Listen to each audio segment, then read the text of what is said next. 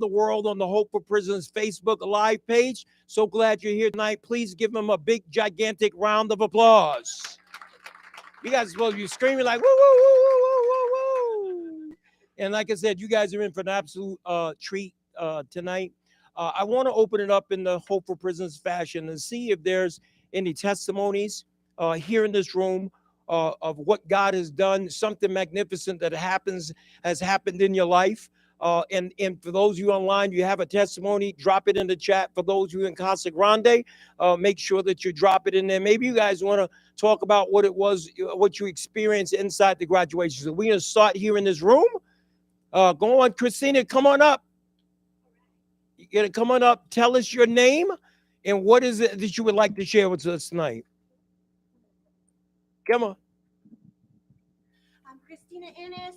Hello, everybody. And what I wanted to share is that one of my mentees, Plachette Gregory, is celebrating 21 years of sobriety. Oh, that is awesome. So it just happened this like 2 weeks ago. So Right. I didn't get a chance to say anything before. So congratulations to Plachette. Well, that is so awesome. Plachette, if you're watching, we're so very, very proud of you. Stay the course and lead by example. Any other questions, comment? I'm sorry, testimonies anybody like to share? Come on up, man. Tell us your name. Don't be shy. It's only about 14,000 people watching from around the world right now. Tell us your name and what is that you like to share? My name is Yule, and I like to share for what Hope for Prisoners done for me, from a job from one job to another. I got transferred to another job, King's Food, which is a great company to work for. And I worked for another company before that. I got a job here, and it just took time. I've been there for like 10 months, but I stayed and I rounded out, and I got blessed with another job through my caseworker, Marche. And the thanks a good man right here got me married. He was there for my marriage. Woo! All right. That is so awesome. So you said you're over at Ken's Food? Yes.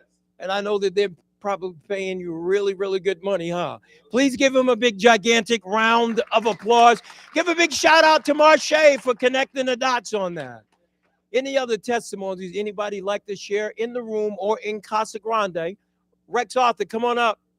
I have to hold the mic for Rex. He's like John Robertson. Tell us that question, that testimony you like to share. I got this. I got this. I got this. No, I promise you. I got this. Hello, John. How you doing? Lord bless you in all Bless your you ways. more. Last Thursday, we had the inaugural meeting of the statewide corrections and reentry advisory board, and just so many great people that have met there. And I'm glad to be a member. I'm humbled by it. But we have people in the community, people that were incarcerated, have over 150 years worth of incarcerated all added up. And we're expecting good things to start coming up in the prison systems, the reentry systems. And thank you, John. Oh, you're very welcome. It's an honor. Yes, it's an honor to have you. Please give him a big, gigantic round of applause. So before we get things underway, because you guys are in for an absolute treat, I want to encourage you guys who are online or watching Facebook Live, and those of you in the room, make sure you take some notes, because this is the opportunity for us to have some Q&A with our partners from law enforcement. Those of you who are over in Casa Grande, make sure that you guys are taking notes. Evan, I see you sitting right up front. Make sure that you are taking some notes. Any other testimonies in the room before we get started? John Robertson, man, I talked you up.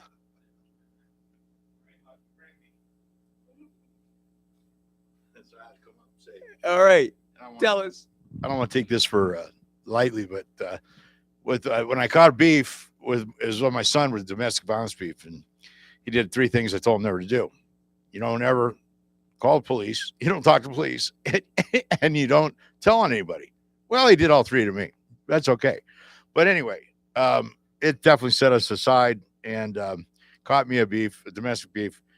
But my main prayer, my main focal point when I was in jail for a little bit of time, was that I was worried about him. You know, he's my baby, he's my young, he's 35 years old. I know I don't look that old to have kids that old, but so I, my main prayer was reconciliation with him, because my family's everything to me, my kids, and he called me 2 days ago. And we had a 2.5 hour conversation, and it was really good. I just kind of let it go and let it alone. Didn't push in and be controlling like I am. I had to let go of that and leave it to God. And leave it to God, he knew the time. And so we had a good conversation next day. And it's just, I'm just glad that he's safe, that he's good, and his head's good. And, yeah, it's just, it's a beautiful thing. So if I could ask for anything, that would probably been it. Right. That I needed in my life, that was important to me. God, I laid from a train for any of my kids, even my ex-wife. She's a great woman, and I'm blessed to have had her in my life as much as I had. So, yeah, it's sorry, I'm getting a little teary, man. You don't cry or nothing, but Come on. but it's I don't make a move without talking to God, and I leave it at his feet, because if it's meant to be, it's going to be messy. If it's meant to me, so I just wait on his word, wait on his timing, wait on his everything before I make a move to go anywhere, to do anything, to to exit people out of my life that don't belong there, which there has been that many. Most of the ones that are in your life come with love, and then they stab you in the back or something. It's kind of a trip. Trying to help them out, and not with drugs, and just making some money. We work on the same thing, and have a cat come to you and just, anyway, that I fixed yesterday or today. But yeah, I got that. Just, I'm done with that, but can't save the world. So I save myself, and then save myself for what I can do to help others. And that's my heart. So thanks for letting me share. Give it up to JR. That is so awesome. So very awesome. So you guys about ready to get things underway? You guys ready to get things underway? You guys ready to get things underway? All right. Hey, let's go before the Lord before we invite Lieutenant Riback up. So, Father, we just come before you this evening in the name of Jesus. God, just want to thank you for being the magnificent, wonderful, incredible God that you are. Father, we want to thank you for every testimony that was shared in this room, God. Your word says that we overcome by the blood of the Lamb and the word of our testimony. God, we invite you into the midst of this conversation tonight. We invite you into the homes of those who are watching on Facebook Live or in the Zoom. God, we just pray, God, that you give us eyes to hear and ears, eyes to see and ears to hear, God, exactly what your message is in this timely moment as we talk about transparency in law enforcement. God, let things be done in complete order. God, and we walk out of this room more intelligent, more informed. In Jesus' magnificent name, we say amen. All right. So it gives me an honor and a privilege to introduce you to my dear friend, Steve Riback. Steve Riback is one of the original LVMPD officers that came on many, many, many years ago. So he is a friend of Hope for Prisoners. He has been around the block and back and consistently showing up month after month because of his willingness to share.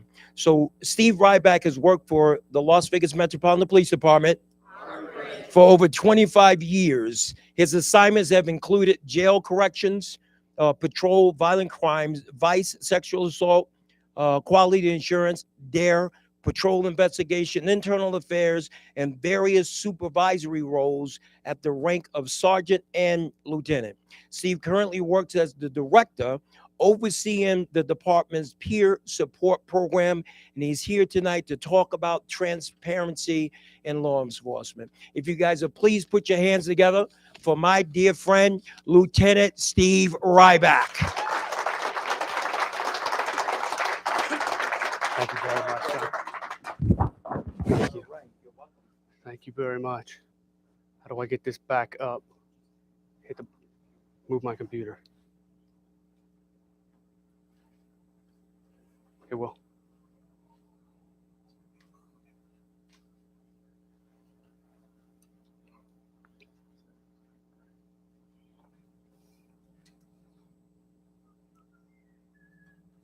Something jumped on my side, so I think we're good.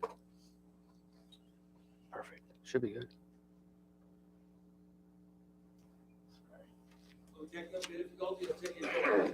We'll get the. Yeah, I'll put it in. Prior to, everything was working fine.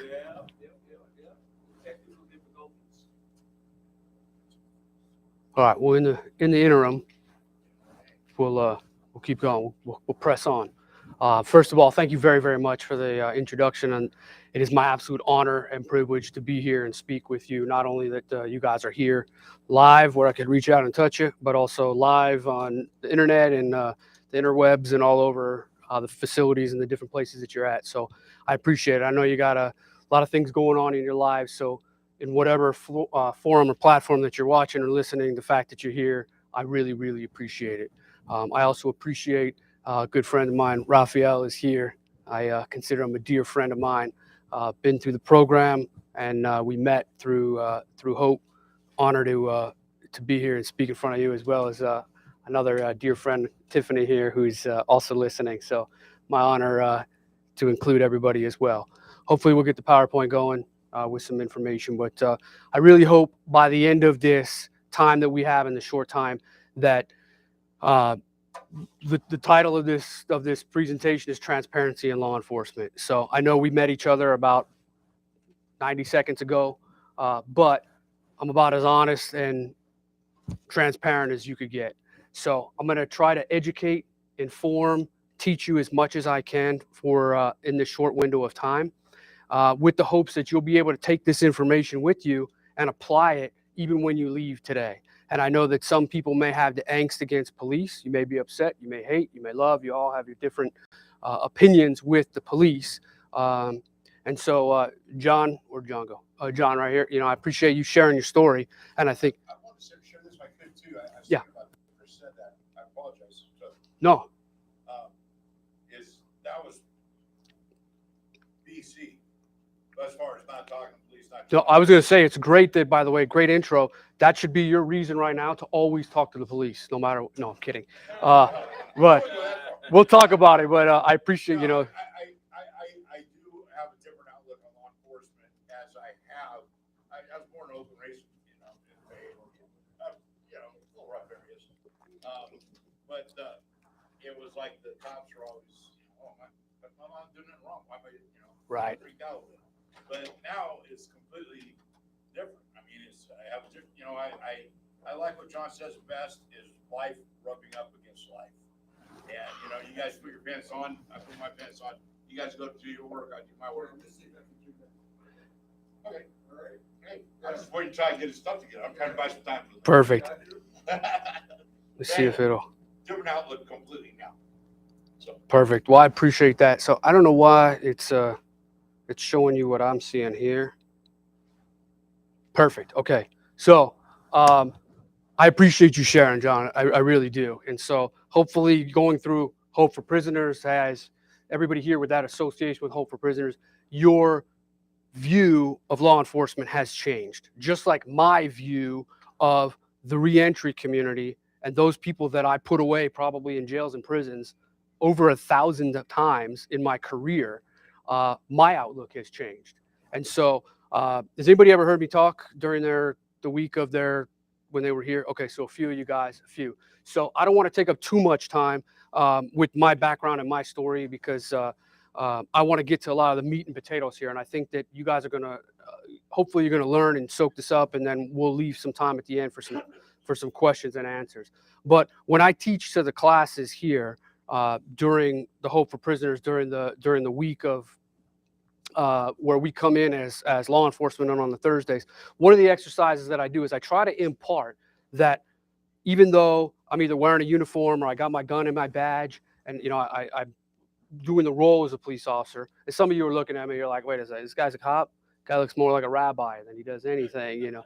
But you know, obviously I'm God-fearing like you guys, and it really gets to the point of what I try to impart is we have more in common than we have differences. And one of the exercises that I do is I start off, because if you judge me by, you know, the book in front of you right now, you're looking at, bless you. You know, you're looking at this, you know, 5 foot nothing, 100 and nothing pound guy. You know, what the heck is this guy going to teach me? What is he going to impart? what has his life been like? What things has he gone on? What difficulties does he know? What has he had to overcome and challenges in his life?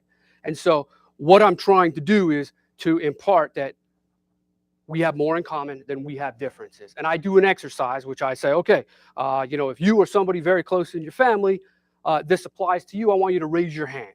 And so what I do is I do a series of, okay, who's been arrested, who's been involved in drugs, addiction, depression, had people in their family kill themselves, been a part of physical abuse, sexual abuse, grew up in poverty, moved a lot, divorce, and on and on and on and on. And the point is what I do is I say, while you guys are putting your hands up and down, this hand right here, it's staying up. That everything that I just listed, they all apply to me, of what I grew up and what I dealt with. And so what I try to impart and pass along is, again, I may wear a different uniform, or I might get dressed in a different outfit than you guys, but we have more in common in law enforcement than we have differences. And one of the things about me is I'm very fact-based. I try to take the emotion. I'm an emotional guy. Like, I'll get teared up. I'm listening to your story, John, and I'm getting teared up. And then who talked about addiction in their life? Somebody was sober 21 years, right? 21. So my own sister, my own flesh and blood, at February 28th, actually she was on the leap year, so it was February 29th, but she will be clean and sober in a week or so, 17 years. So, absolutely. So, incredibly proud of my sister.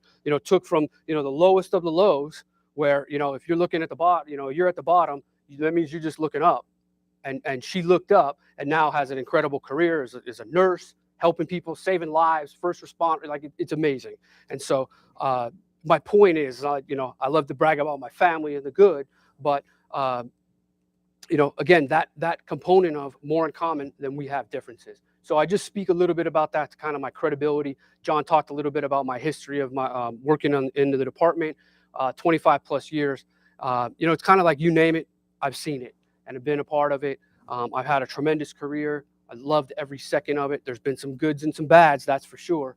And, to see the negatives, I've seen it. But enough about me. I want to get going. And so what I would ask you to do is, as we get going, if you have a question, there's going to be plenty of time at the end where we'll get to it. So try to remember your question, write it down, put it in your cell phone notes, whatever you can do to try to remember. Most likely also, I may get to your question. You may have the question now, and then I'm going to get to it in a slide. So here we go. We're going to get rolling here. So over here we have a picture of me. Again, Lieutenant Steve Riback. We're currently in the peer support program for the department. And then I also co-taught this with a good friend of mine and a former colleague of mine, Ashton Pack. He also used to work for Hope for Prisoners. He was the director of law enforcement engagement here at Hope. So, did we lose it as soon as he walked out of the room? Oh, new cable. So say as soon as you walked out, it. All right. So, all right, get that. No problem. So the goals of tonight, we're gonna have a bunch of goals. My biggest goal is to educate you guys and arm you guys with the knowledge that you may not have ever known. Or if you're a big TV watcher or a movie, you might think, oh, yeah, I know that. I saw it on TV. But let's get it back. That's part of my computer. Perfect. So our class goals, well, and I'm not going to read everything verbatim, but you have it up there. And can Casa Grande and everybody else, they can see that? Perfect. Okay. So we're going to understand laws, policies, procedures, and I have SCOTUS up there. Supreme Court of the United States is SCOTUS, case law that governs police and public interactions and uses of force. We're going to talk a lot about uses of force. I know it's a hot topic going on right now where officers are using force and very problematic situations that's happening around the nation, around our country. So we're going to learn the process for a grievance involving police officers. Do police officers get it right 100% of the time? Not even close. We are human beings. We are not robots. We are, red-blooded, emotional creatures that make mistakes. We have good intentions sometimes. I would say we have good intentions most of the time, but we're not going to get it right 100%. And I can tell you right now, I think we get it 99.9% of the time. I think we get it right. But I'll never stand here and tell you we're perfect and we get it right. And I'll never tell you that I got it right 100% of the time. It just doesn't happen. But I want you to understand that there is a process and there is a time and a place and a procedure that if you don't like what's going on, or if you have a complaint, you have some abilities to speak out about that, especially if there's some injustices, and we'll get to it, but you have the ability to put some complaints on cops. And I worked in internal affairs for over a year, and I can tell you everything that comes through gets investigated, and we take it seriously. Now, I can't talk about other police agencies. I can only tell you about here at Las Vegas Metro, but we take the citizen complaints very, very seriously and wholehearted. So we're going to understand your rights personally, as well as the rights of police officers, because just because we wear a badge and we have a gun and handcuffs doesn't just give us the right to just reach out and grab you and take you to jail, or take away your freedom, or take away your possession, or God forbid, be in a position where we could take your life. It doesn't just give us that free reign. We're going to talk about the different layers of oversight. We have different policies and procedures in the Supreme Court and the Constitution. We're going to talk about some correct language and negative police interactions and the police's uses of force. And then we're going to talk about a concept of 60 seconds of safe that my colleague Ashton Pack, he developed and coined. That's that's something that's very important. So just some quick rules as we go through, because I'm looking for some dialogue. I mean, we may say something that I may not like, you may hear something that you don't like, but we're going to have some mutual respect here. I also am going to, I want to distinguish between fact versus emotion. It's okay to be emotional, but when we're going to have some conversation and maybe we're going to have some discussion that is going to cause a little friction, we can do that. We're going to do it with facts versus the emotion. We're going to try to take the emotion out of it. And that's what I'm going to do, is I'm going to present facts here tonight that you can take with you. So I can't just go and arrest somebody based on, you know what, I don't like your shirt. Or, you know what, I think you broke the law. So you know what, I'm going to take you to jail and we'll figure it out later. I can't do that. It has to be supported by the facts and evidence to support it. So everything that I'm going to present to you today is going to be factual information. And so if you have further questions, we'll do it at the Q&A at the end, or you could reach out to me at any point after. You know, Raphael knows I'm easily accessible. I'll give you guys my numbers. We'll reach out. So language matters. We're going to have some honest conversation, but we need to be on the same page with the language we're going to be using. So the guiding principle, the guiding piece of law that we have to abide by for police officers nationwide is a case law called Graham versus Connor. And it has 3 elements to it. 3 elements that the Supreme Court has said these must be applicable. They must be in play when any police officer decides that they're going to use force. And this is drilled into our heads as police officers from the academy and all of the training that goes on. But Metro, here locally, they took it a step further. We have 5 additional factors that we must think about before we use force. And so while we are trained, we're using it, we're thinking of all this in split seconds. So we have to have this as muscle memory, meaning it has to be just, we do it without thinking. And so the first thing, what it is it's called what is objectively reasonable. What is reasonable? And you're going to hear that word several times through tonight, of what the courts look at is if the situation and if the use of force, if it is reasonable. It may look ugly, because I could tell you, I've never seen a good use of force where it's like, oh, that looked really cool. Like, it's just not like that. It's ugly. You put hands on somebody, you put handcuffs on somebody, you whack them with the baton, you spray them with the pepper spray, you hit somebody with a taser, or God forbid you shoot somebody. It's ugly. It doesn't look good. It doesn't look good. But we have to take that emotion out of it and say, hey, totality of the circumstances, was that conduct reasonable? And so what we're looking at to determine if it's reasonable or not are these 8 factors that you look here. Now, the first 3 are what the Supreme Court says that you must look at.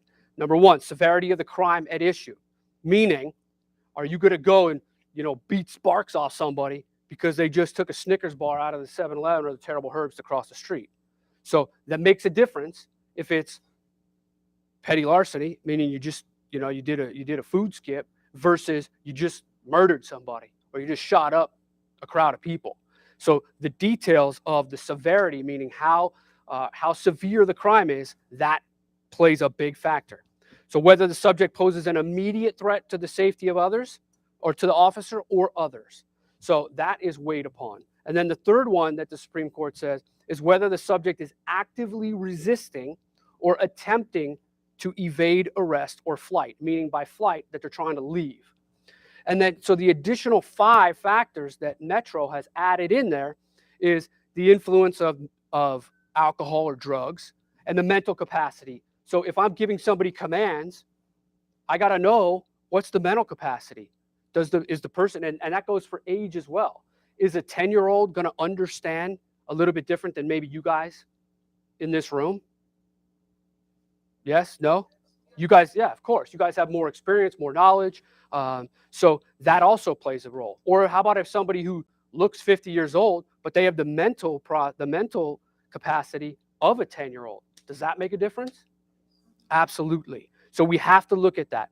How about the time available for an officer to make a decision? Now, do I have to act right now, or can I wait a few seconds or a few minutes for backup? And so that's always going to change. Sometimes you can wait, sometimes you can't. You know, if somebody's running around with a baseball bat trying to hit people, I can't be like, hey, you know what, hold on a second. Can you stop? I got to wait for my backup. You know, I may have to act. Or if the person's hitting parked vehicles, and yeah, it's a problem with the damaging vehicles, but it's a whole lot better to wait somebody damaging vehicles where there's not any citizens around that could get injured for me to act. Maybe I have to wait. So you have to wait, you know, to know, or you have to look at the time available. Another one, the availability of officers and resources to de-escalate that situation. So if I know that my partner's coming, but he's not going to be here for 10 minutes, that's going to play a role. That's going to be something that you got to think of. The proximity or access to weapons. So if somebody doesn't have a weapon on them, but they could reach down and grab it, or maybe it's in their waistband, or maybe they have it and then they drop it. So how close are they? How quickly can they do it? And so you have to weigh all that while the situation's going on. And then environmental factors or other exigent circumstances, meaning like the weather could play a role. If it's raining, if it's muddy, if it's windy like tonight, you know, maybe there's environmental. So if I'm yelling at you and I'm saying, hey, drop the gun, or hey, come here. Well, if it's really windy, is it reasonable that maybe you can't hear me? Is that reasonable? Yeah, absolutely. So I, as a police officer, I have to be thinking about that. Even though I may be screaming at the top of my lungs, I have to think about those things. And not only do I have to think about that, I have to think about all 8 of these in a split second. And we're going to do an exercise where I'm going to ask you to think about these. And I understand, obviously, I'm well-trained and, you know, differently experienced than you guys, but we're going to do it a little bit. We're going to play the role. You guys are going to play the role of a police officer. So what the Supreme Court says, and this is, I'm just going to kind of give an overview, with Graham versus Connor, this law is that it's based on the 4th Amendment in the Constitution. And so it's that officers that they shall use force as objectively reasonable. And again, we're going to hear that reasonable word a lot tonight. So under all of the circumstances, not some, not whenever I feel like it, it's all of the circumstances.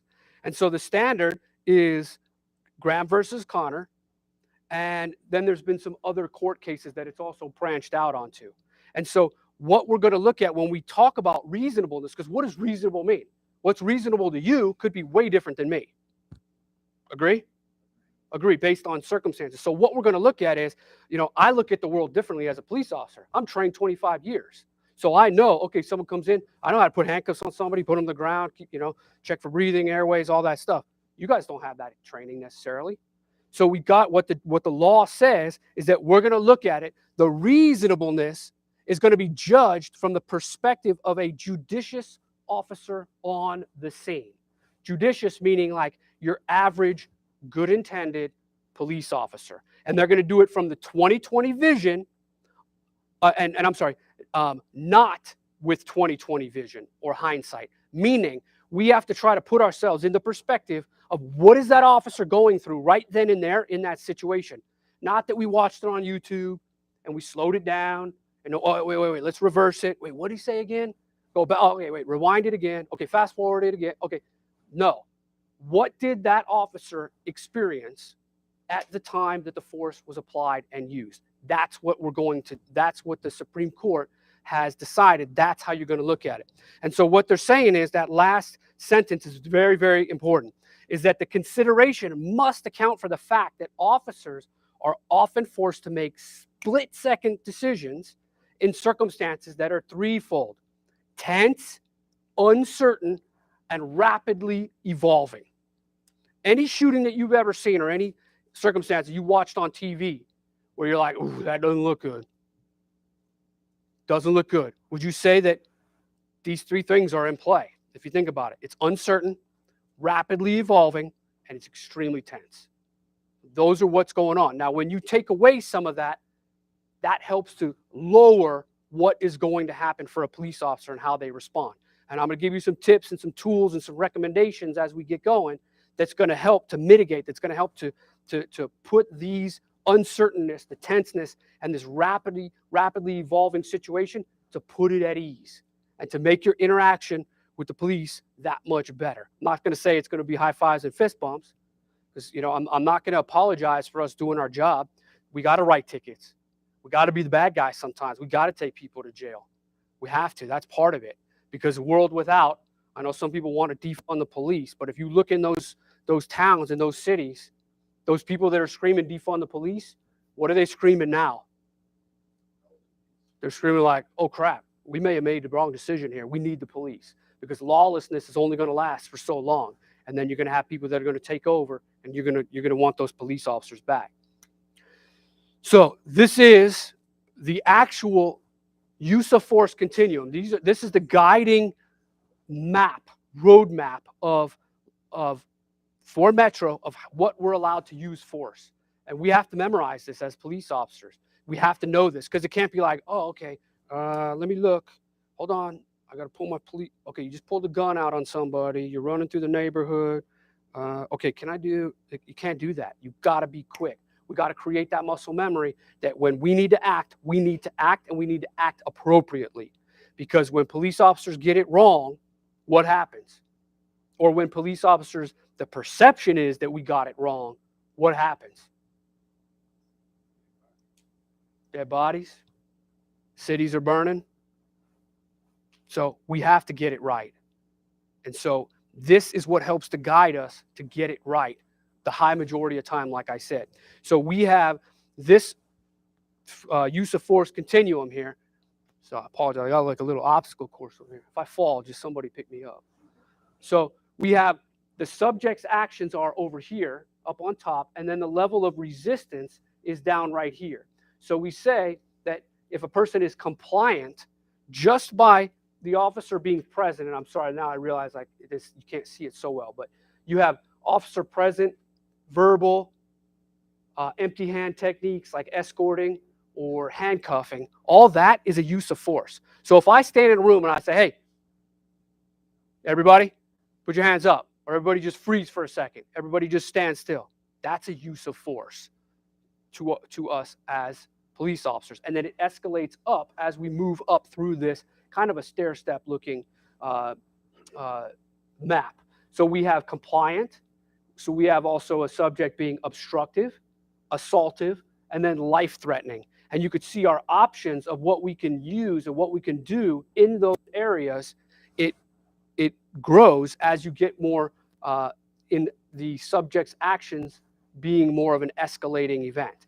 So here in obstructive, you could use your baton as an escort tool. You can't use it to hit somebody, but you can help to like move somebody along.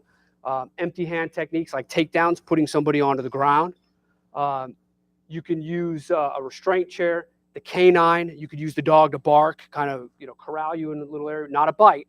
And then it brings back here officer presence. These that are over here, and then now we go over here to assaultive. It's going to bring everything over here, and then these are some things that you can add up here. Now, if somebody's an assaultive, which means we call it an intermediate level of force, then now you can up the ante of what the officer's options are. So now you can use strikes or kicks or your OC spray, your pepper spray.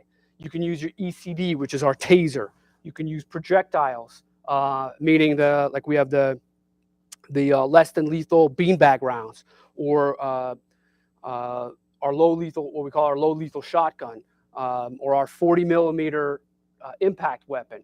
Canine, they can bite you at this point if you're in assaultive. And then if you're life-threatening, now you could use your firearms. There's certain distances that you have to be if you're going to use a low lethal weapon, or if you're going to use a pit maneuver, which is the way that we immobilize vehicles like in a pursuit. That could be deadly based upon the speeds. But this outlines, or not even outline, it details what we have to use. And so it's like this wave. It's kind of like a sliding scale, so to speak, because I may right away walk into a situation where I walk into a room and somebody's got a gun. Put the gun down. Boom, they drop the gun. Am I still in this life-threatening?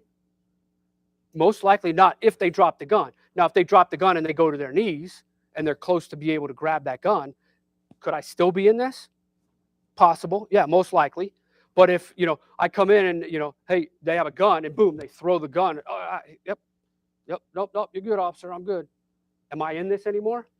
No. So now, right away, now I've moved from life-threatening, boom, I'm over here to compliant. But then if the person goes like here and then pulls out a machete that was, tucked in their waistband, where am I at now? So I'm back up into this like red, this is the danger zone. So now if I have a knife and I'm standing over here by the door, am I in life-threatening right now? Not necessarily. Probably not from right here, because I got to get around this obstacle course over here. I got to run through some chairs and then go around and then get to the door. So do I have some time?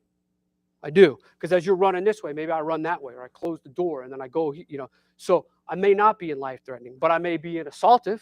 Now it's coming at me, so trying to assault me or somebody else in this room. So hopefully you could see here how this moves. And it's got this center post right here where the intent to harm is different. So we have a lot of people that are obstructive, meaning they don't want to comply, but are they trying to hurt the police? That's something we have to decide. Now, if somebody's fighting with us, there's an intent to harm. But usually if people are trying to get away, they're trying to get away and they're just being obstructive. And so the officers have to look and decide, okay, are they just trying to get away, or are they trying to punch me in the face and then get away? Or they're trying to take my gun and then get away? So all of this has to be thought out in the matter of split seconds for the police. So that is what we call our use of force continuum. So let's talk about the facts. I told you we're going to do some facts here. So I want you to throw out some numbers of how many police shooting deaths you think total in all of 2022, all of last year, throughout the entire country. Okay, we're talking all 50 states. Throw out some numbers of how many you think. Police shooting deaths. 5,000, I heard? Okay. How many? 500. Okay. Throw out some numbers. 10,000? 120? Okay, so to give you some context, I should probably give you some context. So in Las Vegas, and I apologize, I don't know the exact number, but we have about, I think it was last year, we had about 25 officer-involved shootings. And I don't know the exact number of how many resulted in a death of the suspect. I would say maybe, between probably 5 and 10 is my guess. And I should get an accurate. I apologize for not having that accurate, but that's close to what it is. So 5,000, 10,000. Anybody think higher than 10,000? We'll play like Price is Right rules. Does anyone want to go 10,001? Okay, so here's the actual number. 1,096. Now, I want to make it very, very clear. When we talk about this number of the 1,000, that's 1,096 dead human beings. I don't care what the circumstances are. I value life. I hold life dearly. The sanctity of life is something that's very, very important. And I think I speak for almost all of my brethren and sisters out there in law enforcement feel that way. So these are not just numbers that I'm putting out there. I understand and I really see and feel that those are human, or they were human beings in that. So that's never lost on me. But police, again, have a job to do, and I won't apologize for that, or the behavior or the negative conduct that happens with them. But as we go through, understand that my level of care for this, it is a number, but I understand it represents human beings. So 1,096 police shootings that resulted in a death. Now, we're not even going to talk about the circumstances of it. We're gonna let's just agree that let's just say, for the sake of argument, that they are all good shootings. And I'm not going to say that legitimately, because we know that there is some circumstances at play. Devil's in the details, as I like to say. So if we average that out per state, we know there's 50 states. So that comes out to 22 on average, 22 police shootings a year for each state. So that breaks down to a little bit less than 2 shooting deaths by police officers per month. Think about that. So when you heard this on the news or in the media about, maybe the perception is, or you're thinking about it, like police are going out there in droves and they're just systematically gunning people down, or they're going after the black community or the Hispanic community, or they're just, they're out there in droves and the numbers are just, it's off the charts.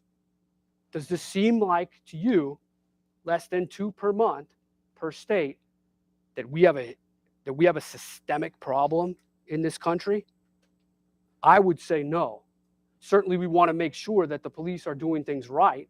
We don't want to just automatically give them the free pass. There's got to be a checks and balances in the law and the legal system to make sure that those are righteous shootings. And if not, they have to be held accountable. But I would not say that based on this, it's a pervasive problem, meaning it happens over and over and over and over and over again, as the media portrays. And so now what I'm hoping is you guys are going to be educated, and you're smarter than that now when we go through this, that you'll be able to see a little bit more clearer now of maybe the media, or maybe some people are trying to incite some emotion in you, when now you're going to be put forth with facts. So then if we break it down a little further, how many of those 1,096 involved black victims, or blacks that were involved in that shooting that resulted in the death? 1,000 of them? Okay. So 1,000 out of the 1,096. Okay. So here's the actual number, 225. So not a bad guess though, but you have now 225. And again, I'm not just saying we're putting up numbers here. I realize, again, these are human beings behind all of these numbers. My point is to show you the facts. So that averages out to less than 5 shooting deaths per state per year. Not per day, not per month, not per city, we're talking per year on average. Does that sound like a pervasive problem? Like the police are gunning down the black community? Again, I don't feel that is factual. It may feel that inside. Now, I know you all come from different experiences, and we all have different experiences and situations that we've been involved in. And I'm not trying to minimize that in any way, shape, or form, because your experience and your perception is reality, and I would never take that away. But what I want to present is, here are the facts. And so further, so the U.S. population for last year was 334 million people. It's quite a lot when we talk about, okay, now we're looking at 225, we're looking at 1096. So then we take it further. Let's not even look at the big scale. So let's look at, this is 2019. And the reason why I put 2019 on here is because once we got into 2020, what happened? Pandemic, COVID, it kind of threw off all of our numbers, because what happened is that police or people weren't going outside a lot. Everybody was confined to their home. So it kind of threw off statistics. Crime rates went way down because people were around. People weren't going out. Businesses were closed. There's a lot of reasons. But 2019 is the last that I use statistics, because I want to give like accurate everyday numbers and not skewed by COVID. And now we're starting to come out of it, but we're still not really where we were. So I wanted to give some accurate. So in 2019, we had, sorry, I keep looking this way, but we had 874,000 and change calls for service. Many people said, hey, 311, 911, I need your help, I need police. Interactions with the police. And so out of those calls for service, we had 773 documented uses of force. Now, again, when we go down the force continuum that I showed you, we count any uses of force twofold. an actual injury that we can see as an officer, or there's a complaint of injury. And then there's actually a third one. If we use specific tools, like if you use pepper spray or you use a taser, an ECD, no matter what, even if the person's like, no, I'm good, you're still going to count that as a use of force. So, but there may be a lot of uses of force where there is no complaint of injury and people go on their way. Now, when I say this with uses of force, remember, I'm not talking line of death or shootings that involve the death of somebody. We're talking about uses of force in general. So if we put that in a percentage, what's the percentage of people that were involved dealing with the police and had a use of force? It comes to this number right here. So it's not even 1%. It is 0.000883%. So that you have a better chance, I think, of like being on a plane, falling out of that plane, and then on your way down and falling on your plane, getting struck by lightning, and then when you fall, like getting run over by a car. Like all of that has to happen. It's astronomically low chance of you being involved in a use of force. And so again, with these numbers, and this doesn't have anything to do with the knowledge of what actually happened in those circumstances. You know, were they justified uses of force? We're not even arguing that right now. I don't even want to get into that. I'm just pointing out let's just say the uses of force were all bad ones. This is still the number and the likelihood or the chance, the percentage that you would be involved in a use of force. And we're going to talk about, as we get closer to the end, of ways that you can mitigate, ways that you can overcome the potential for something happening with the use of force. So here's this little grid I like. It shows that the police mindset and the oversight, because we can't just be vigilantes out there and say, you know what, look, I'm the police. I got a badge right here. That means I can do whatever I want, whenever I want, and however I want. It does not give us free reign to do that. We are governed in a lot of different areas. The biggest one being the Graham versus Connor, that case law, and then our force continuum. That really is the biggest things that I think if I had to top two it, those are the top two. But you could see some other areas that we have to abide by in order to go out and operate as police officers. So we have the Constitution, our Bill of Rights, we have policies and procedures, the police culture. We also have what's called a Civilian Review Board that oversees our uses of force and our interactions. That it's another mechanism, and we'll talk about that as we get to what you do if you're not happy with the cops in a little bit. We have legal opinions. We have our chain of command, the people that we report to. I have bosses, people that report to me. I'm their boss, and it's all this chain of command, these levels of that we have. We have the courts and civil suits, and then we have federal and state law. So we're going to do something here, right here, and hopefully it can get conveyed. Let's see here. I know I'm pretty tall. But why are you guys laughing? Come on. So, all right, we're going to do something here. I'm going to stand up on the chair with a better shot here. Okay, so here's what's going to happen. Two things. First of all, play along. Second, if I fall, somebody pick me up. Okay, so here's what's going to happen. You guys are going to play the role as police officers, okay? Simple enough? Simple? Okay, so I deputize you. You guys went through the academy. You learned everything. So here you go. So I'm going to play the role as the bad guy. I'm going to be the suspect tonight. You guys are going to play the role of police officers. Now, I didn't ask Jon permission for this, so I beg forgiveness. But also I know you got Casa Grande, you got in the jails and the prisons where we're streaming live. You're not supposed to bring guns in the facility. Obviously, I got my gun here, but I brought another gun with me. So we're going to help demonstrate this as police officers. What do you mean, wait a minute? Give me a second. All right. So here we go. All right. There. Take that. There you go. Take it. Take it. All right.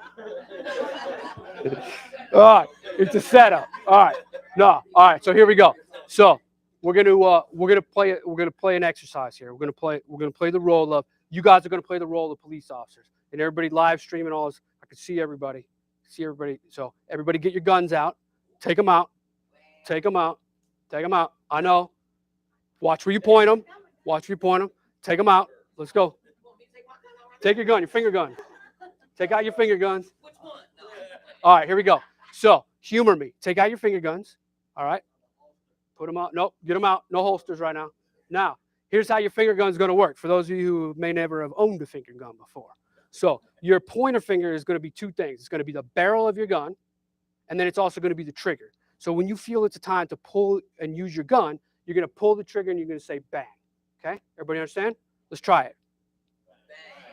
Okay. A little weak. A little weak. We'll work on it. All right. So here we go. You guys are going to play the role of police officers. Here's the rules. Very simple. When you feel it's a time to use your finger gun, I want you to pull the trigger and say bang. You guys are the police officers. I'm the bad guy. Pretty clear? Pretty easy? Here we go. Bang, bang, bang, bang, bang, bang, bang. Do I have to go over the rules again?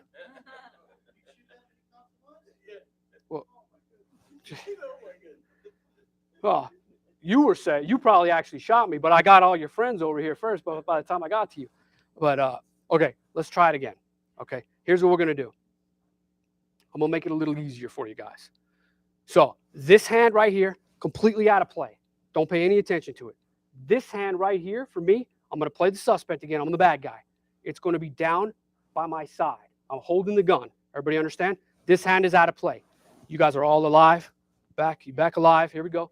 Take your finger guns. Take them out. I'm gonna make it a little easier for you. Okay? Point your guns in my direction now. Okay? Now, when you feel it's a time to use your finger gun, pull the trigger and say bang. Very, very simple. Wow. Wow. This class apparently is going that well. All right. Killing me before I got started. Okay. All right, here we go. So again, this hand is out of play. Focus your guns over here. This hand, my right hand, your left, is in play. When you feel it's a time to use your finger gun, pull the trigger, say bang. Here we go. Bang.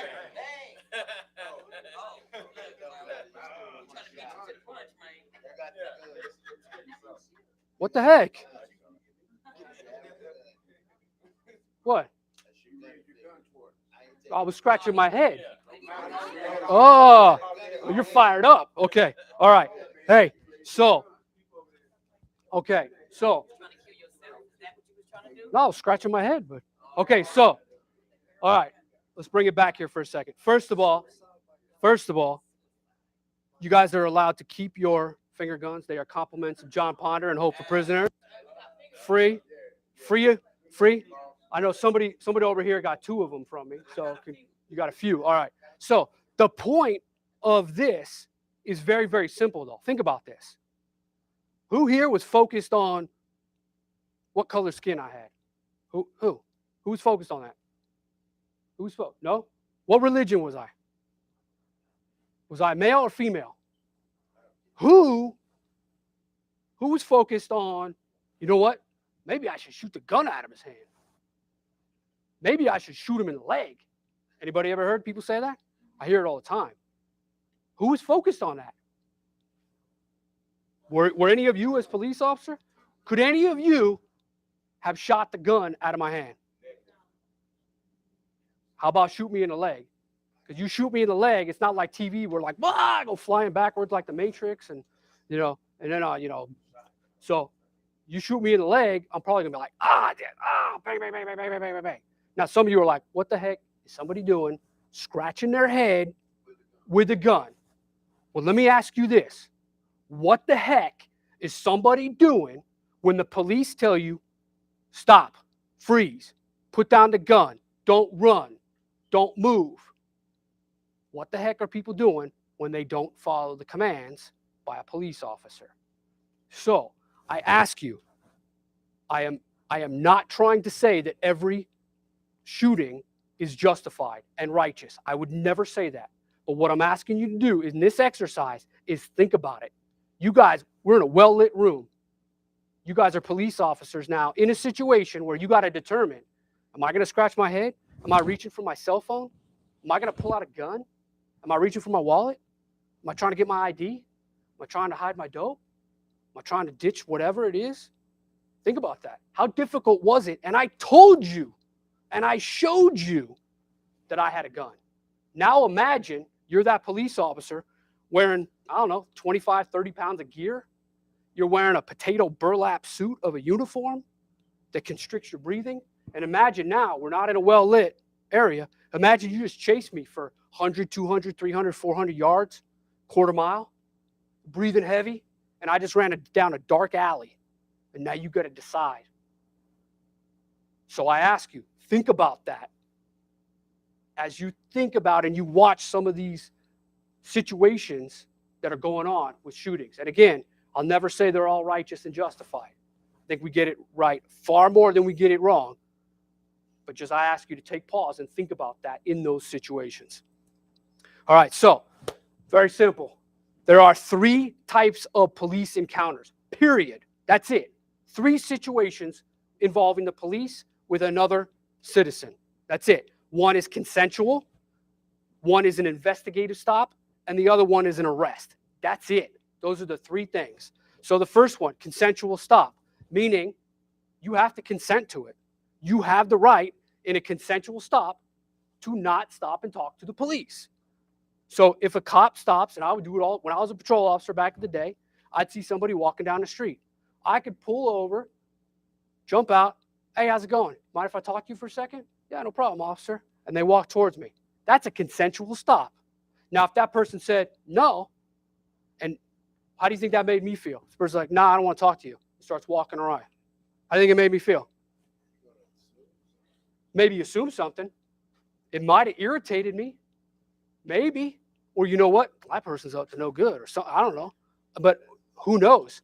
But that is their right, as long as it's a consensual encounter. Now, if they say no and walk away, I might not be able to do a darn thing about it based on law and policy.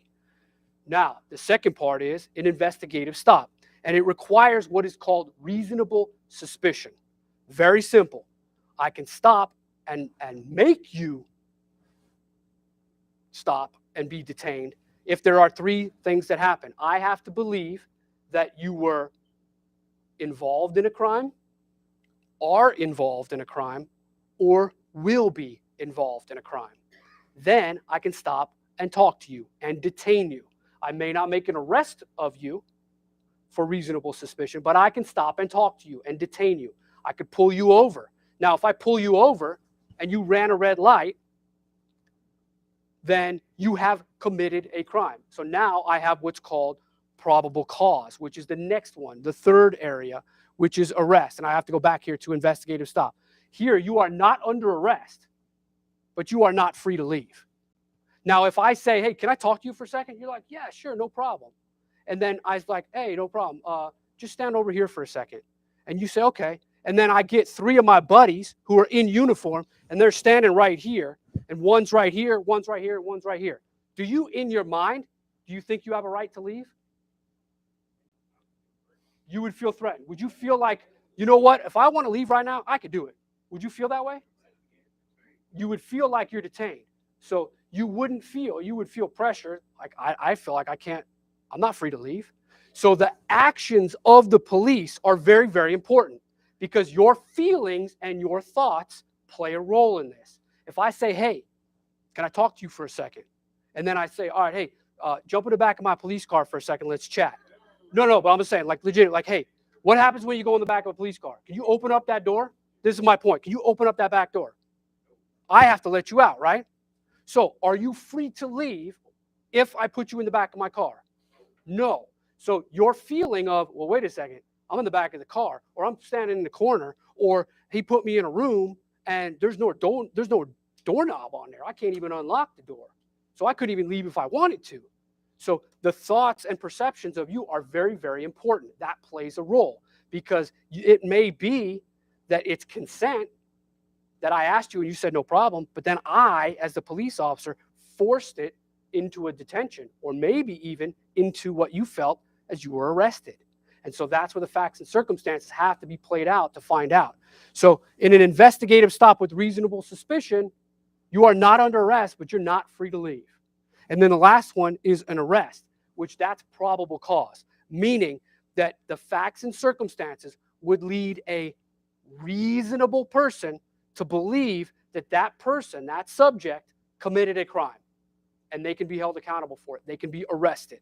Now, I put here at the bottom, actions by the police matter in all three, because if the perception, or if I say, hey, yeah, you're free to go, and then you're like, I'm in handcuffs right now, take them off. Oh, I'll take them off in a moment.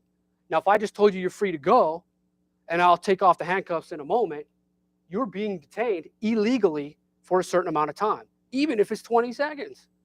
So, hey, I'm going to let you out of handcuffs in a second, and in a moment, you're going to be free to leave. That's a whole lot different than you're free to leave, but you're still in handcuffs. Now, could you be handcuffed and not be arrested? Absolutely.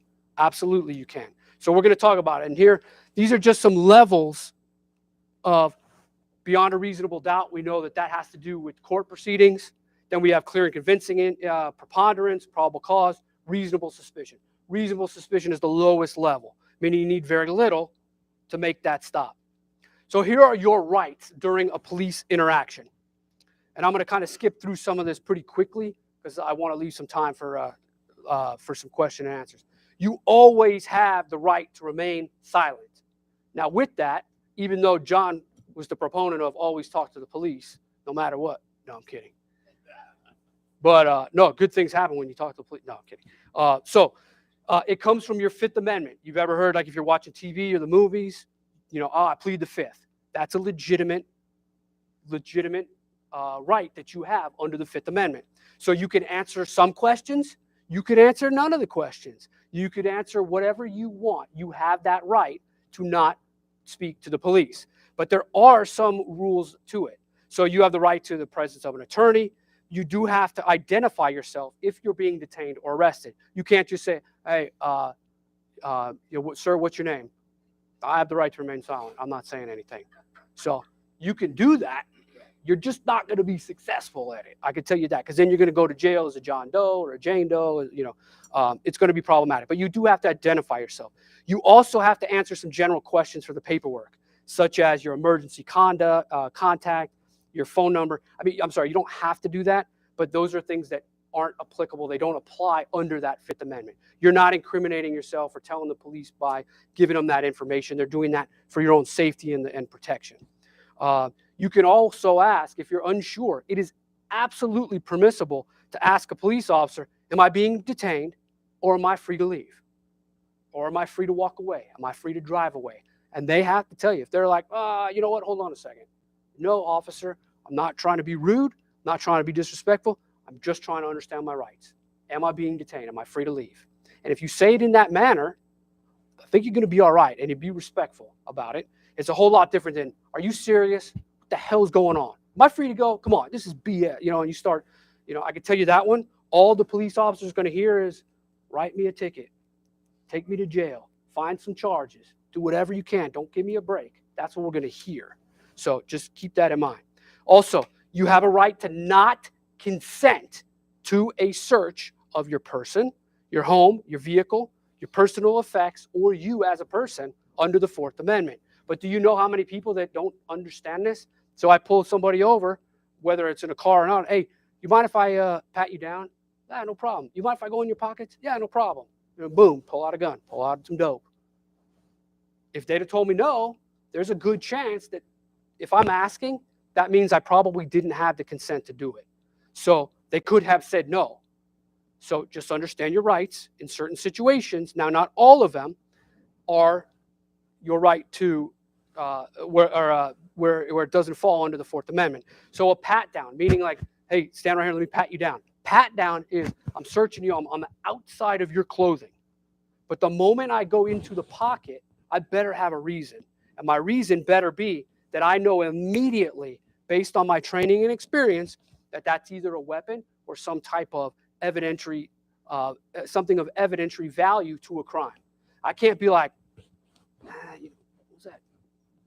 I think that's maybe, let me go get it. No, I got to know, oh, gun, boom, and pull it out and retrieve it. That would be acceptable under the Fourth Amendment.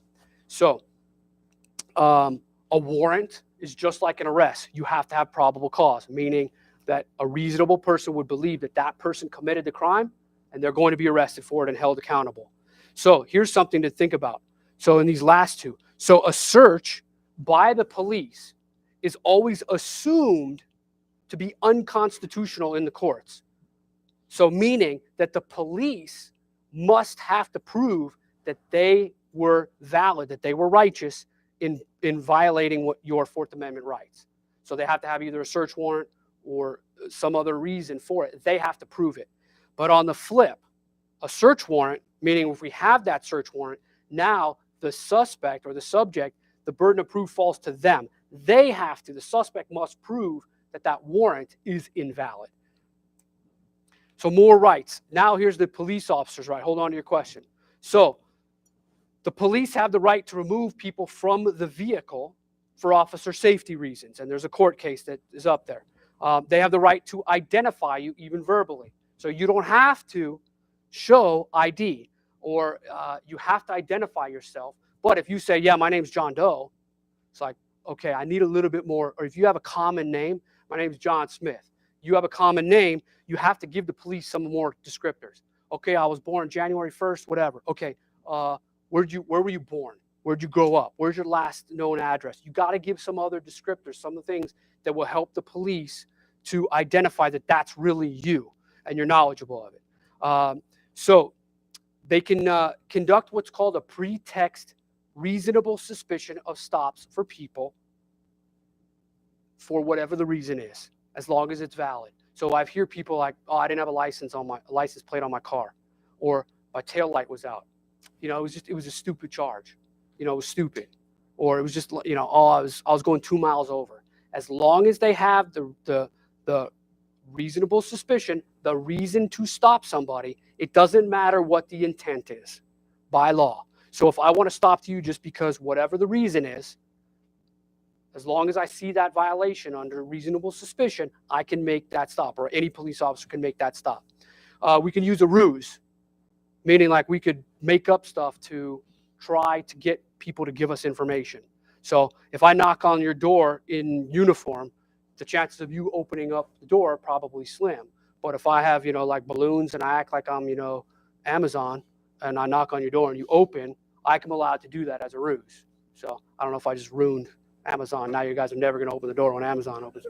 But my point is that the officers can do some fake tactics to try to elicit information, but we still have some rules with it. So we don't have to explain ourselves for what we are doing immediately in a situation. Some situations will call for it of, hey, you know what? Why are you harassing me? Or why are you handcuffing me? Or why are you doing what? Why are you stopping me? So the officer doesn't have to give you that explanation right then and there. There is a time and a place for it. And I will say that most officers are going to say, hey, just give me a second. Let this get static. Let it calm down. And then we'll explain everything to you. And if they don't, that's problematic. There's a time and a place where you can fight that. So you can be handcuffed. You can be handcuffed. It doesn't necessarily mean that you're under arrest, but the police have to articulate. They have to have a reason why they're going to do that. Typically, it's if you're going to pose a threat to yourself or to other people. So I have UICS, like you're under controlled substance. Maybe you're nervous. You're looking around like, you know what, where am I going to run to? So I'm going to try to prevent your escape. I'm going to put some handcuffs on you. If you run, police can chase you. We're allowed to shoot a violent fleeing felon under extremely unique and dangerous situations. It's a court case called Tennessee versus Garner. It's to prevent escape, or the suspect poses a significant threat or death of serious injury to the officer or other people. And then here's something that you may not know because you watched a lot of TV or movies, is that we do not have to read you your rights. You do not have to be read your rights. Let me say that again. You do not need to be read your rights. The Miranda rights are called custodial interrogation, meaning you have to be in custody and then you have to be asked questions. A lot of times, the police do not need to ask you anything.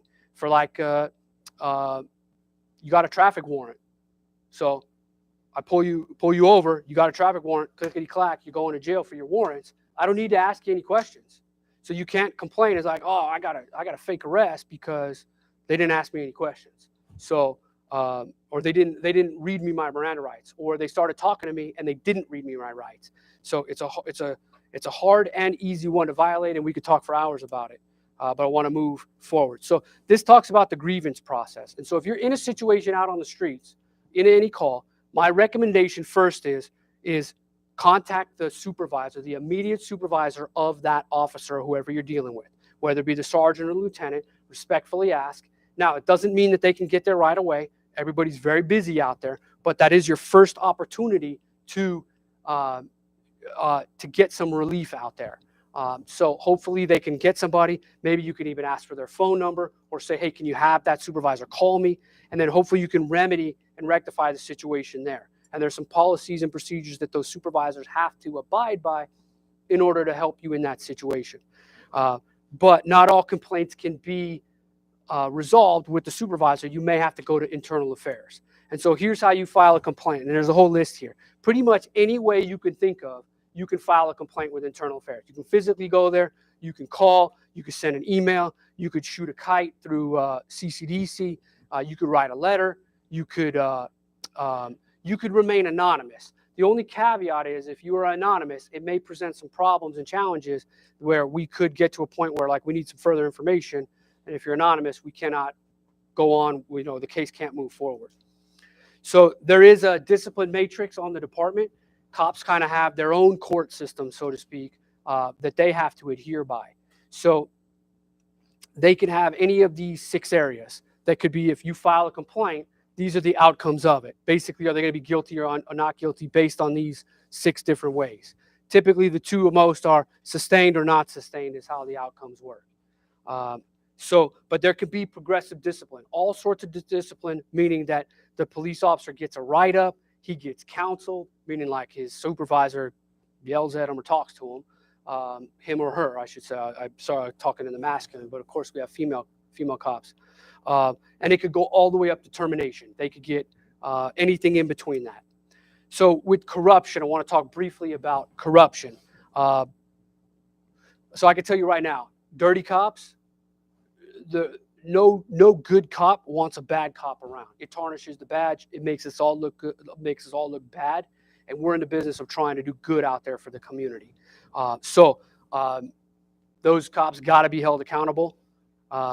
If you are involved in any corruption, you owe it to this community. You owe it to your fellow citizens to report that conduct. And if you're unsure, I always tell people, err on the side of caution. I would rather take the extra time that we get paid for in internal affairs for them to investigate something that you're just not sure of, or you just want to make sure it gets double checked. You should have that confidence in your police department that they're doing the right thing.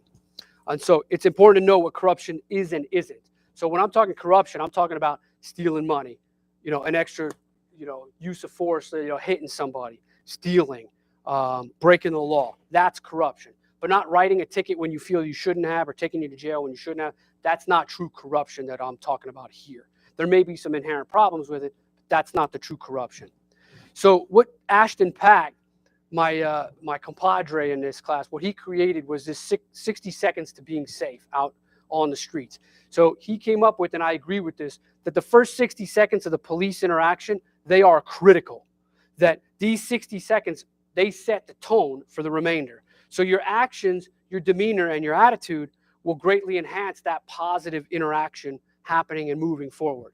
So I highly recommend, and Ashton here highly recommends, being respectful and compliant.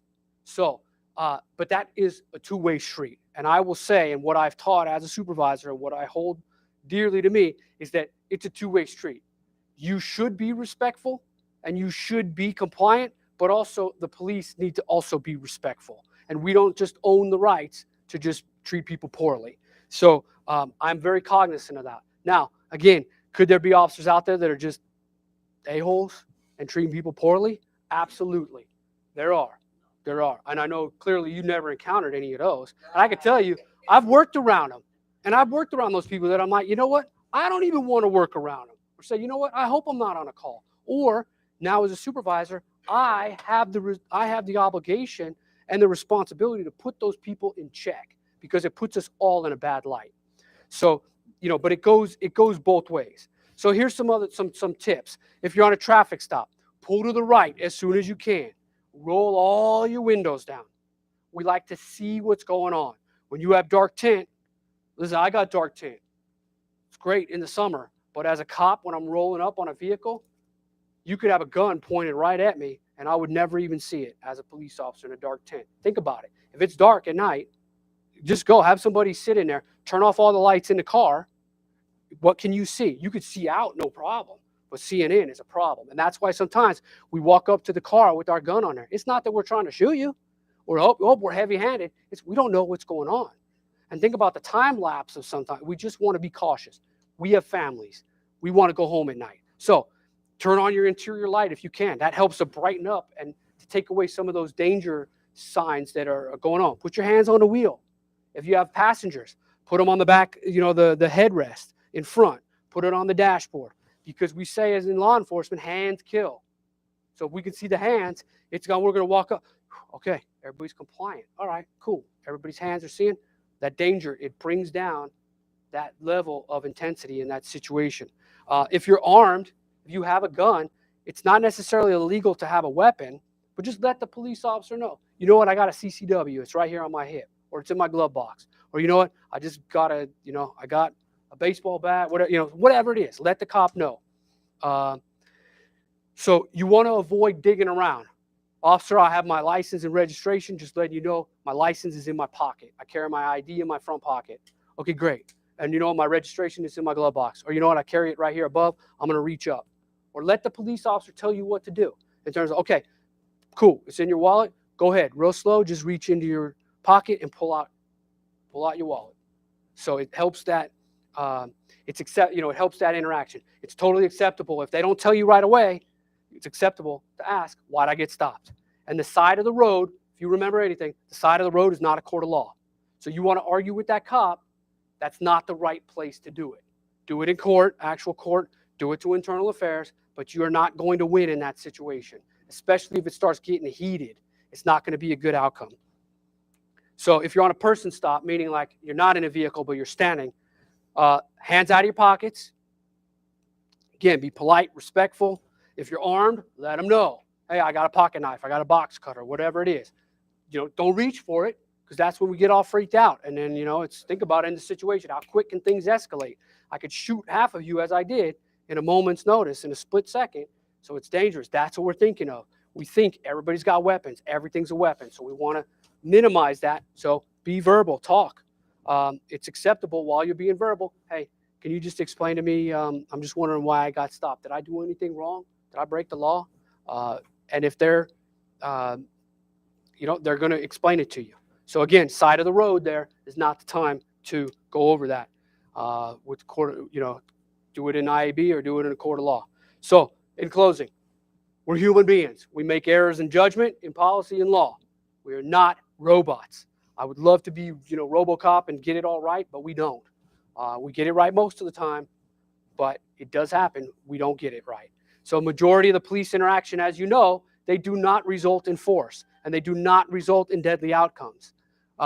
Be respectful, but I put it here. It goes both ways. I'm not telling you to be respectful, and I don't have to be, or my brethren and my sisters don't have to be. We absolutely do. It goes both ways. The side of the road, again, not a court of law. Most likely you will lose in that situation. Lose meaning you're going to get the ticket. You're going to go to jail. It's going to be problems. So you have the right to complain in a situation, and you're encouraged to do so. Just do it in the right forum, in the right situation. So that is all I got. I apologize. We went way late. But do we have some brief few minutes for some questions? Yes. Well, don't I have the microphone here, and I'll just keep. Oh. Any questions? Can we give Lieutenant Riback a big, gigantic round of applause? Thank you. I know there was a few questions, like we're coming up to the bottom of the hour. I saw a hand up here somewhere. Okay. Tell us, Shane, what's that question you might have for Lieutenant Riback? My name's Kirby. Hi, A lot Kirby. of officers use that little gray area of suspicion to just stop a person just because they think. I've been stopped before, but I've refused ID. And I beat the case, though, in Okay. court. Yes. So But I I want to know, Oh, go ahead. have they improved that gray area? Yeah, I mean, police work in general and law enforcement in general, there is a lot of gray area. There is. It's not a black and white job at all. but you can see from here, I know we kind of go over it quickly, but those 3 police encounters, if it's reasonable suspicion or probable cause, there is some gray area because it's what is a reasonable person going to see. So, you know, that's where you beat the case, like you say, but you didn't. Yeah. But so you didn't beat necessarily, you weren't beating the case right then. You beat the case later. You know what I'm saying? But it's a good point of, it's a good example of, yeah, you know, no doubt you were hemmed up for a little bit, and, you know, your time is valuable that you were hemmed up over it, and you sued the city, you know, but you got the charges taken away and all that. So it's a time. So we work on that, and how we work on that in the police is that we grow from it. We study case law. We go over situations. When we lose cases, we go back in the department and they say, hey, you know what, Kirby had a case, you know, and Officer Joe Smith arrested Kirby and we lost the case. Here's what happened. Let's get better from it. Let's improve. Because if we screwed up, we have to acknowledge that, you know, it might have been harassment, but, you know, and that police officer, yeah, so they may get spanked for that. And that, but there's a process for it. And I'm glad you handled it through that process. Good deal. We got another question in the room. Walking over this way. Please tell us your name and what that question or comment that you might have for Lieutenant Riback. I'm Samuel Dickerson. I was asking what counts as a vehicle pat down. What counts as a vehicle pat down? Oh, okay. Great question. It was up there that you saw on the slide. I apologize. I skimmed over that. A pat down would be just like you would, if you were to visualize and think about a pat down on a person where you're kind of touching, you know, everything. You can do what's called a vehicle pat down, where in the area where people are sitting, where they have access to guns and hiding places, or weapons, I should say, in the vehicle, you can pat down that vehicle to kind of look for those items. The Supreme Court says you can look for those items and pat that vehicle down. You know, you're not, so there's some, we could go into it. It's quite a bit of time, you know, to distinguish between the law, but that's essentially what it is. And there's some rules and laws. It just doesn't give us free reign to then go in and just search a car, but we do have certain rights with that. Thank you for that great question. We're going to go over to Nevada Department of Corrections this side. Casa Grande, please step up. Tell us your name and what is that question or comment that you might have for Lieutenant Riback. I can hear you. There was, okay. Yeah, thank you again for speaking tonight and talking about our rights as citizens. I gotta say, I'm even a bit more concerned about the gray areas that are allotted to officers. You spoke a lot of the legalities that your officers are allowed to say, I have a suspicion of a crime being committed, or I'm able to institute a rules where it's okay to lie to individuals to enforce your will over them. Again, spoke legality, but where's the morality in these actions? So that's a good that's an excellent question. What was your first name? My name is Nick. Nick, absolutely excellent question. So from the morality standpoint, you bring up something, you know, especially because, you know, listen, I'm a God-fearing person.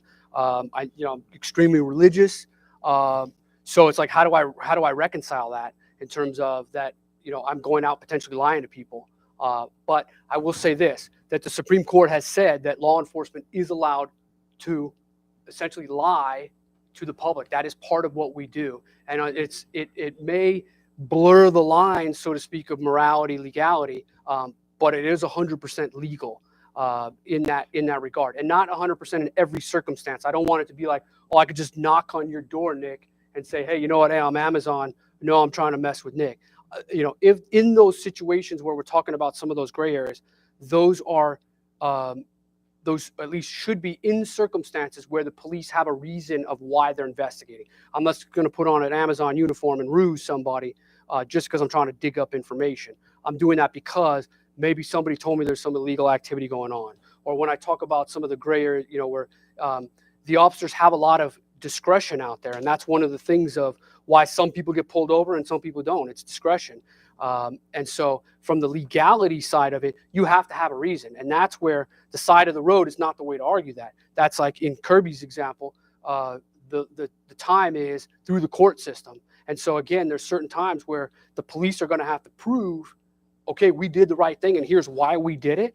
And a lot of it is based on the training and expertise and experience of the police officer. So a 1-year police officer is going to have a lot different experience than me as a 25-year officer. So a lot of it is based on what is known by that officer. So even within the parameters, it changes, because you put 10 cops up here and I flash a scenario right in front of them, you might have a couple different outcomes. Where now I've some maturity and savviness where it's like, okay, I'm not going to be quick to just go to a tool. I'm more of a talker, but I have more experience in it. And I have more experience with thousands of interactions with people that maybe a cop right out of the academy is like, I'm going to slap handcuffs on because, he made me nervous. And so those experiences are going to change. And so it's kind of a long-winded answer to you, Nick, but it's a lot more to discuss with this class. And I would love to sit down and chat with you, or maybe even come to Casa Grande and talk, because